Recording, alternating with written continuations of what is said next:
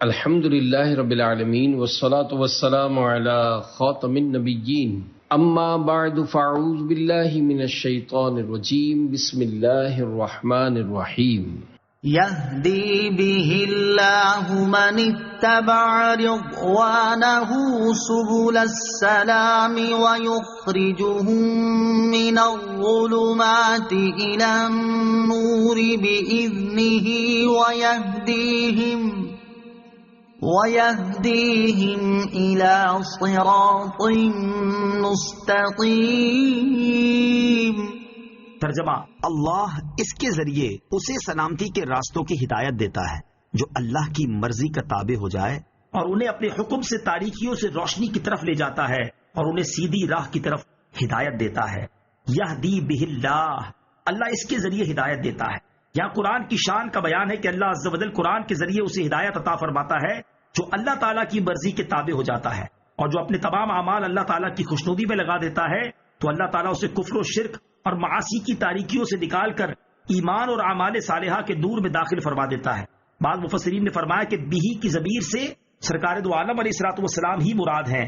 اس اعتبار سے معنی بنے گا کہ اللہ تعالیٰ حضور پر نور علیہ الصلوۃ والسلام کے ذریعے ہدایت عطا فرماتا ہے۔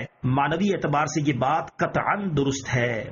لقد كفر الذين قالوا إن الله هو المسيح ابن مريم قل فمن يملك من الله شيئا إن أراد أن يهلك المسيح ابن مريم وأمه ومن في الأرض جميعا وَلِلَّهِ مُلْكُ السَّمَاوَاتِ وَالْأَرْضِ وَمَا بَيْنَهُمَا يَخْلُقُ مَا يَشَاءُ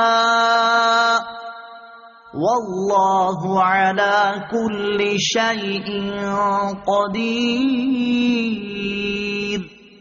ترجمہ: بے شک وہ لوگ کافر ہو گئے جنہوں نے کہا اللہ ہی مسیح بن مریم ہے۔ تم فرما دو اگر اللہ مسیح بن مریم کو اور اس کی ماں اور تمام زمین والوں کو ہلاک کرنے کا ارادہ فرما دے تو کون ہے جو اللہ سے بچانے کی طاقت رکھتا ہے؟ اور آسمانوں اور زمین کی اور جو کچھ ان کے درمیان ہے سب کی بادشاہت اللہ ہی کے لیے ہے۔ وہ جو چاہتا ہے پیدا کرتا ہے اور اللہ ہر شے پر قادر ہے۔ لقد کفر الذین قالوا، بے شک وہ لوگ کافر ہو گئے جنہوں نے کہا۔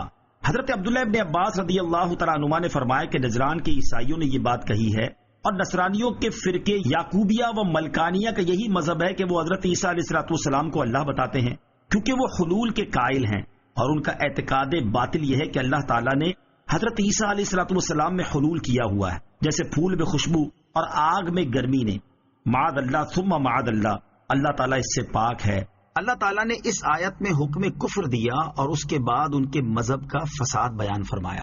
حضرت عیسیٰ علیہ الصلوۃ والسلام کی الوہیت کی تردید۔ اس آیت میں حضرت عیسیٰ علیہ الصلوۃ والسلام کی الوہیت کی کئی طرح تردید ہے۔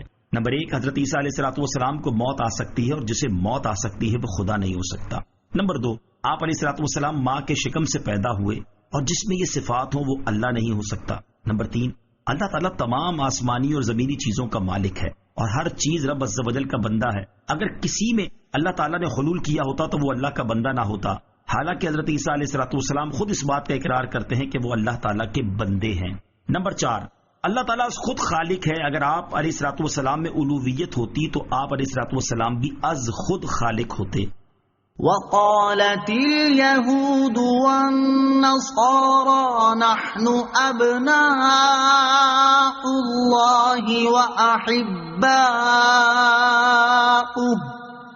قل فلم يعذبكم بذنوبكم بل أنتم بشر ممن خلق يغفر لمن يشاء ويعذب من يشاء وَلِلَّهِ مُلْكُ السَّمَاوَاتِ وَالْأَرْضِ وَمَا بَيْنَهُمَا وَإِلَيْهِ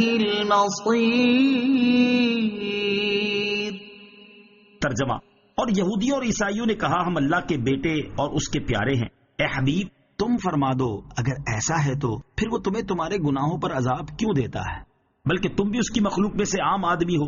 وہ جسے چاہتا ہے بخش دیتا ہے اور جسے چاہتا ہے سزا دیتا ہے. اور آسمانوں اور زمین اور جو کچھ اس کے درمیان ہے سب کی سلطنت اللہ ہی کے لیے ہے اور اسی کی طرف پھرنا ہے. وقالت اليہود والنصارى، یہودیوں اور عیسائیوں نے کہا. اس آیت کا شان نزول یہ ہے کہ حضور پر نور صلی اللہ تعالی علیہ وسلم کے پاس اہل کتاب آئے اور انہوں نے دین کے معاملے میں آپ علیہ الصلوۃ والسلام سے گفتگو شروع کی.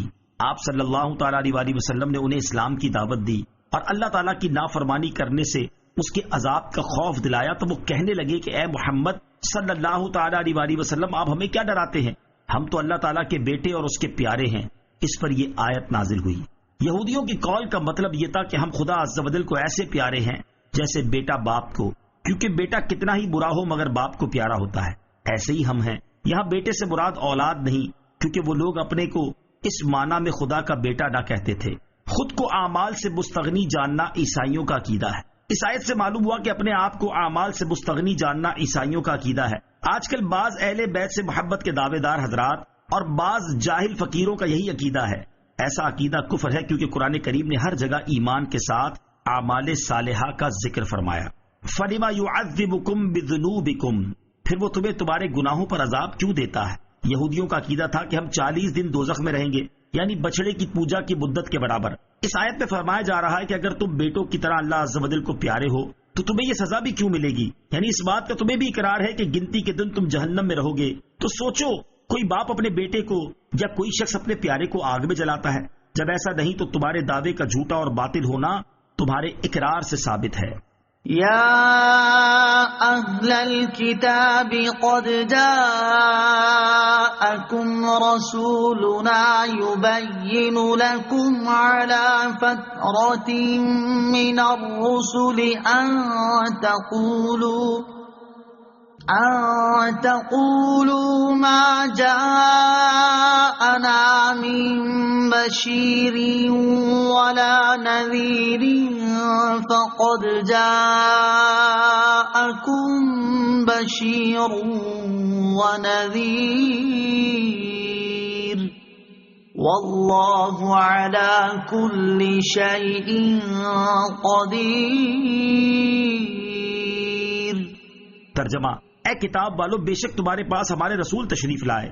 وہ رسولوں کی تشریف آوری بند ہو جانے کے عرصہ بعد تم پر ہمارے احکام ظاہر فرما رہے ہیں، تاکہ تم یہ نہ کہو کہ ہمارے پاس تو کوئی خوشخبری دینے والا اور ڈر سنانے والا آیا ہی نہیں. تو بے شک تمہارے پاس خوشخبری دینے والا اور ڈر سنانے والا تشریف لا چکا، اور اللہ ہر شے پر قادر ہے. یا اہل الکتاب، اے اہل کتاب. اس آیت میں اللہ تعالیٰ اہل کتاب کو اپنے عظیم ترین احسان کی طرف توجہ دلا رہا ہے کہ حضرت عیسیٰ علیہ الصلوۃ والسلام کے بعد رسول کریم صلی اللہ علیہ وسلم کے زمانے تک 569 برس کی مدت کسی بھی نبی کی تشریف آوری سے خالی رہی. اس کے بعد سید المرسلین صلی اللہ علیہ وسلم کی تشریف آوری ہوئی تو ایسی نعمت ہے جیسے شدید پیاس میں خوشگوار جام بخش ٹھنڈا پانی، یا شدید گرمی، تپش اور حبس میں خوشگوار بارش. تو ایسی انتہائی حاجت کے وقت تم پر اللہ تعالیٰ کی عظیم نعمت بھیجی گئی تو تمہیں اس کی قدر کرنی چاہیے، کیونکہ اب تو تمہارے پاس یہ کہنے کا موقع بھی نہیں رہا کہ ہمارے پاس کوئی تنبیہ کرنے والے تشریف نہیں لائے تھے. زمانہ فطرت سے کیا مراد ہے؟ حضرت عیسیٰ علیہ الصلوۃ والسلام اور سرکار دو عالم صلی اللہ علیہ وسلم کے درمیانی زمانے کا نام زمانہ فطرت ہے. اس زمانے کے لوگوں کو صرف عقیدہ توحید کافی تھا، جیسے حضور پرنور علیہ الصلوۃ والسلام کے والدین کریمین.